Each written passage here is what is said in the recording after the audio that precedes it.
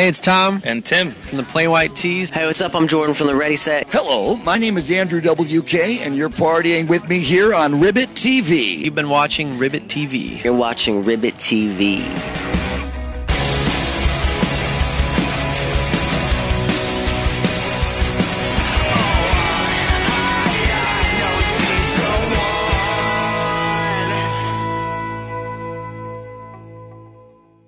Hey everybody, this is Cyrus from Newfound Glory, and you're watching Ribbit TV.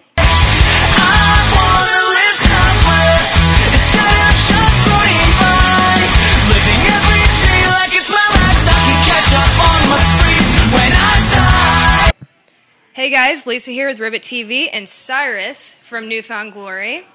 So, question. Yes. What is your biggest fear? Biggest fear when I was growing up, it was the fear of dying. I think I've come to grips with that.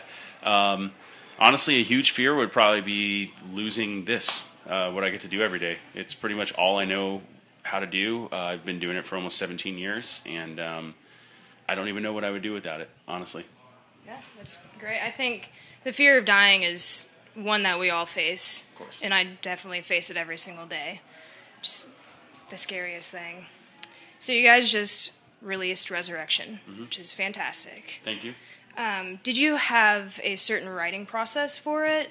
Well, we went into it kind of doing what we normally do, but it was a little different, and the way it was different this time was that Chad, Jordan, and myself, we all lived in California at the time and pretty close to each other. So about once a week, Jordan and myself would drive up to Chad's house. We'd all kind of sit around. There's a fly wanting to answer that question. We all kind of sit around, and Chad would like jam guitar riffs. I had a little recording rig, and we'd like record little tiny demos. And maybe like a week or two later, when we met up again, we'd have some lyrics kind of written. We'd have Jordan sing on those. Basically, fast forward after like 4 or 5 weeks, we had like 10 or 11 out of the 13 songs completely written. And recorded as demos. And we've done that in the past, but we've never gotten that far. So that's what was kind of different this time as opposed to in the past. And so going into the studio, it was like you didn't have to think much. You just pretty much redid what we did at his house in a better form, and then added, you know, backups here and there and stuff like that to finish it. But it was a lot of, it was like relaxing to do this record in that sense. And I think it helped us to really, like, in the writing process, just because we were so relaxed, let whatever we wanted to come out. And I think that's where Resurrection, it's got this cool, like, it's a little different for us. Music is awesome. It's very energetic. It's a lot of guitar riffs on it, where we didn't really have that on Radio Surgery. It was more like chords and stuff. And then lyrically, it's a lot different, this record. It's not just like relationships and girl problems. It's a lot of real life stuff, and it's a lot that has to do with what we were going through, which is a lot of like struggles and, you know, kind of facing adversity and moving past that. And living every day selfless. Exactly. Insert your quote from the record here. Yeah. Right. All right. So, what is the concept behind the Ready and Willing video that you guys put out? All right. So that video, I mean, we released Selfless as a video before that, and the Selfless video, the concept was pretty easy. It was just us playing the song, having fun. So Ready and Willing, we kind of wanted to do something completely different, and instead of us, there was no us. We actually went out and casted another group of kids, basically, like young. Yeah, it was like us but younger. And so we started out as like, okay, maybe this will be like a fun little take of like what we were back then, or who we could be if we were like young, you know, almost like a pop band. But then it almost just turned into a joke. Like, let's have these kids that kind of look like us, and then put it out there. And obviously our fans that have known us for a long time, they're going to be able to know that's not us. And they'll laugh because we are in the video, but only for very short amounts of time, right? But then people who don't know us, that's the real joke, because some of those people may think that is us, the younger versions, right? And actually, it's funny because after we released it, some of the comments were exactly that, you know. I couldn't believe, like, I watched the video, it was awesome, and then I went on Wikipedia and, wow, those guys are kind of old, you know, or like they didn't realize at first. So it was kind of a joke, and it was a nice little play and a difference from a lot of our other videos to have us not really even in it. But it also goes along with the whole, you know, concept of the song, which is really talking about, from our standpoint, you know, are you, if you're into something and you're really that like committed to it and that, you know, just wanting to have it work out. Are you willing to really push through anything? And, so a band and their career can really mimic that. If you're young, you're going to face some of that kind of stuff. But all in all, it was really just a joke and a lighthearted kind of video. Well, I liked it. So. Well, thank you. And I watched it again today. Oh, cool. Thanks. The kid that Jordan is like... Oh, it's spot on. Yeah, and the funny thing, I'm almost positive about this because we were involved in the casting, like we saw all the videos. I'm almost positive that kid came in and he was supposed to be the drummer because he actually plays drums. Oh, right. And we saw him, we're like, I don't care if you're a drummer or not, you look exactly like your Yeah. singer. Hold a microphone and pretend to sing these lyrics because you're our singer now. Yeah, So. and it's going to be easier because you don't have to pretend to play drums. Exactly. To the beat. Exactly, yeah. All right, so I guess on the same topic of being young, what has been the biggest struggle as a musician for you? Or have you struggled at all?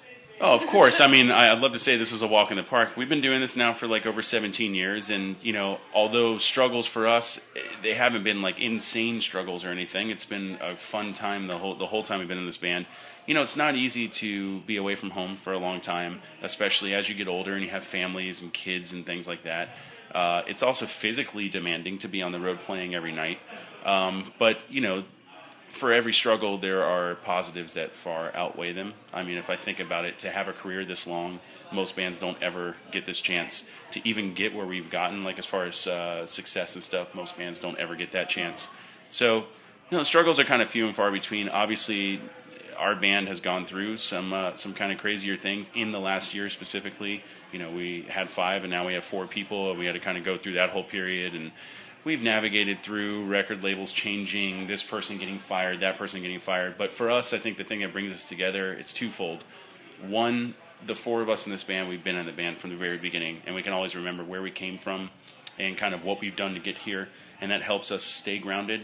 And the other thing is that the shows, like those have never really changed. They've always been amazing, and it doesn't matter if it's a big place, small place, here in St. Louis or in Australia or Japan, they're always amazing. So I think that has helped us to kind of stay together and stay focused on what we want to do, which is continue this as long as we can. Right, and I hope you guys do. Thank you. Same here. And I'm sure all of your millions of fans hope you do too as well. I gladly will do that. So where's the coolest place that you've ever been since you've had this opportunity to travel the world? That's also not an easy question because every place is kind of cool in its own sense, right? We've traveled to some faraway lands. We've played shows in Thailand and Indonesia. Japan is an amazing place. The city of Tokyo is crazy. There's so many millions of people that live in this kind of, it's not a small city, but live in one city. That's amazing. Australia is amazing too. It's like paradise out there. Played shows in Hawaii. So, I mean, it's hard for me to really pick one place. The fun thing is that here in the States, obviously, we love playing all over the country. But when you leave the U.S., it seems like shows get even crazier. Probably because people realize in their respective countries that you're not always going to go there. It may take a year or two between shows. Mm-hmm. So going to a place like Spain, we're about to go there for the second time, but it's been 4 years since we played there. These kids are like rabid. And when we go out there, it's nuts. I mean, they're outside like from the very beginning of the morning waiting for us, and they sing every single word. And they go absolutely insane. We played in Russia it was like a year ago, I think, like September last year.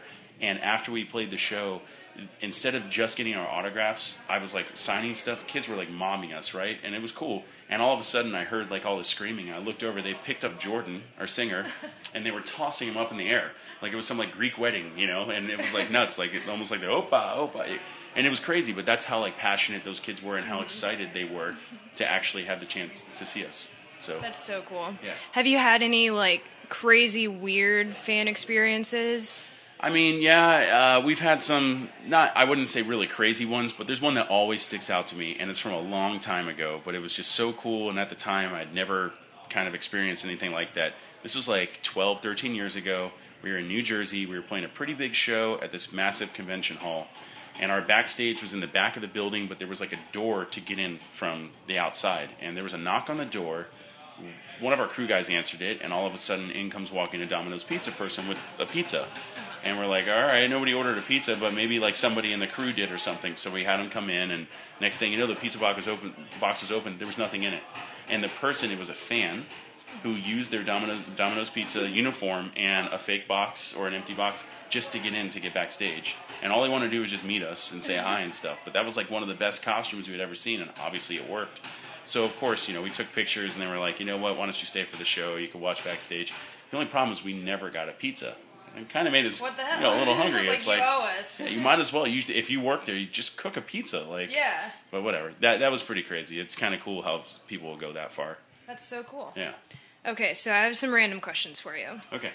If you could go back into time and be a dinosaur, which one would you be, or what kind? T-Rex all the way. Yeah? Yeah, Even with the little arms? Yeah, I don't care about the little arms. I could eat anybody. I'd love to say like Brontosaurus because I'm so huge or whatever, but then I just eat veggies and eventually probably die out when all the plants die. Kind of boring, and people don't really use you in movies and stuff. Exactly. Except for Jurassic Park, which is yes, but that's got all my friends, so it doesn't matter. Right. Okay. What is one thing that you have to have on tour?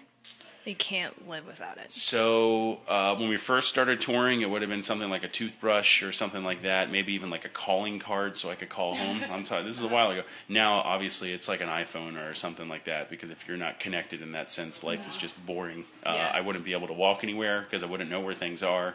I wouldn't be able to call home, obviously. Right. Check the internet for my fantasy football scores or any of that kind of crazy stuff. Oh, yeah, you play that too? Oh, yeah.